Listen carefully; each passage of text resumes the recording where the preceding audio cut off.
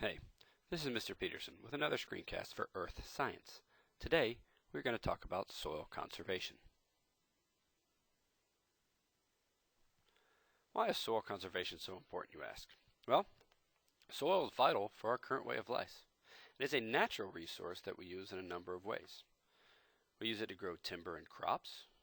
We use it for the minerals, and we use it to get oil out of it sometimes. Because plants need it, we use it to grow food, and we use that food to feed ourselves, sometimes even to feed our food. Think cows. As much soil as we have, fertile soil is in limited supply. This is why some areas of Earth grow or harvest more food than others. Soil also takes a very long time to form, so it is important we manage the soil we have.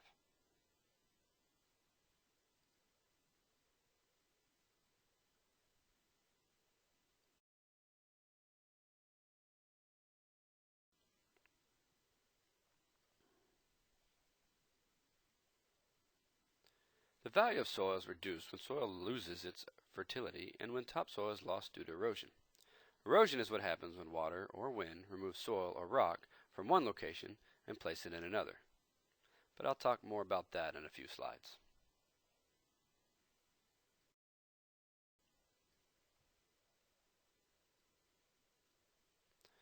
Here is a picture of the Little Grand Canyon in Georgia. It started when farmers tilled the land to plant crops. They didn't manage the land properly, and it led to massive erosion, which eventually became a small canyon in Georgia. It's incredible to think that this was caused by poor farming techniques, and it is not that far a drive from where we live now.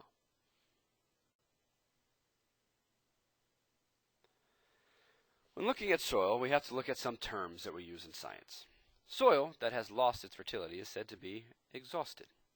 Heavy soil fertility loss occurred in the South in the late 1800s.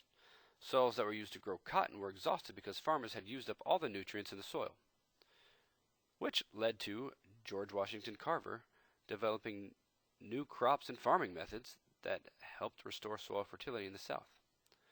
What he discovered was that peanuts, which is a type of legume, were used to help make the soil fertile again because it helps put nitrogen back in the soil. Legumes are types of plants that have small lumps on their roots that contain nitrogen-fixing bacteria. This bacteria is what adds nitrogen, which is a natural fertilizer, to the soil.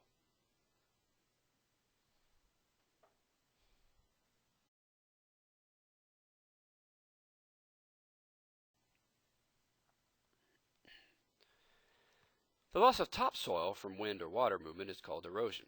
This happens when plants that usually help hold in soil with their roots are removed. This leaves the soil with nothing holding it together. Water and wind can now move the soil easier, leading to erosion. Most of the time when we think erosion, we think water, but wind can have the same effect.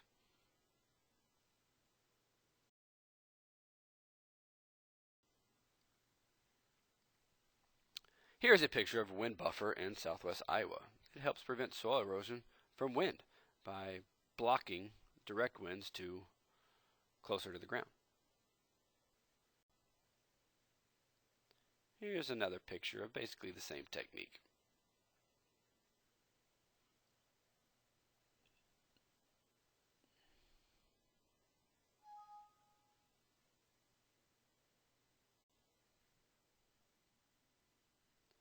There are many things in our history that taught us the importance of preserving our soil. A major one is known as the Dust Bowl.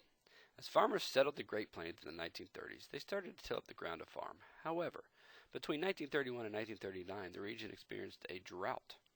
So as farmers exposed the soil, the drought made the soil dry out. This turned the soil to dust, and it simply just blew away.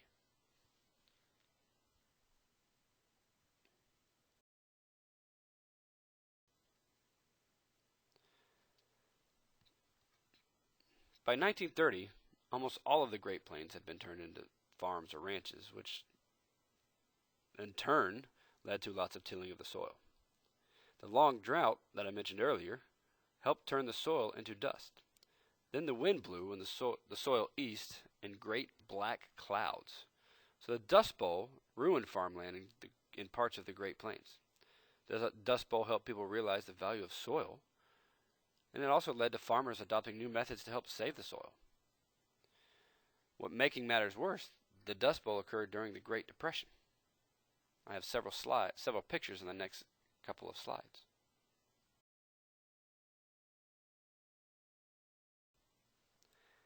This occurred in the center of the U.S. It included North Texas, southern Colorado, all of western Kansas, and the northwestern part of Oklahoma, seen in the center of the page here.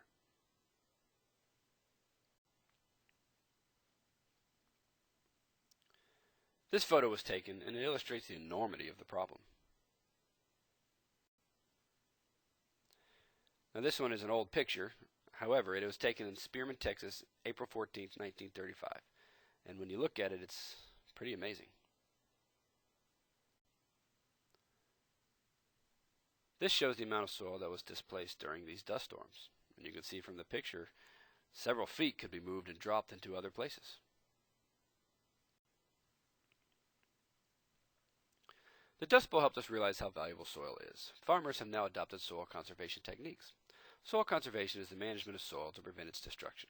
There are 4 modern techniques of soil conservation, and they are contour farming, conservation farming, crop rotation, and terracing. And we'll look at each one on the next slides.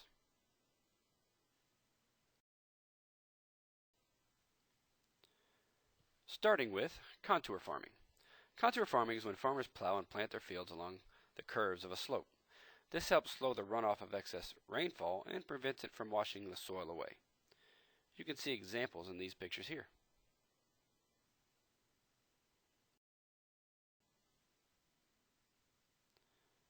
And here's a better example, causing a contour to prevent the steep slopes and therefore prevent runoff and then erosion.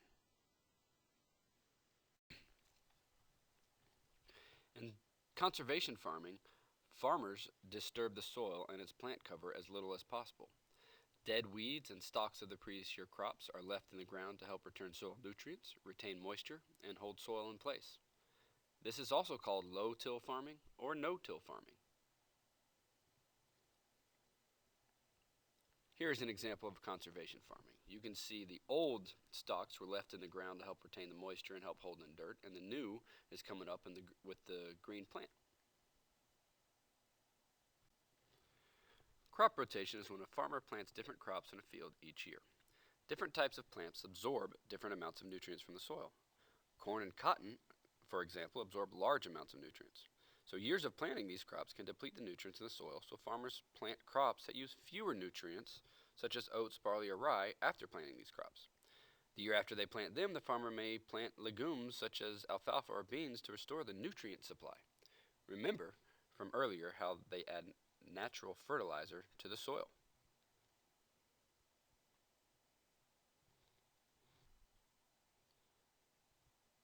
I think terracing is the coolest looking method of soil conservation. Terracing is a method where lands are sloped using steps to prevent runoff from washing everything down. Farmers have been using terracing for thousands of years. I have seen terracing in ancient culture when I visited Machu Picchu in Peru. It is truly an amazing place, pictured here. Here's where I witnessed terracing left behind by that ancient civilization. And yes, I did take this picture. Now here's a picture from Huayna Picchu, which is on top of the big mountain in the background of the following slide. If you look close, you can see all the terracing on Machu Picchu. Here's one more picture from my vacation a few years ago. This is Machu Picchu. Huayna Picchu is on top of the big mountain you see behind us. It is truly an inspirational place. I hope you enjoyed this screencast. Thanks for watching.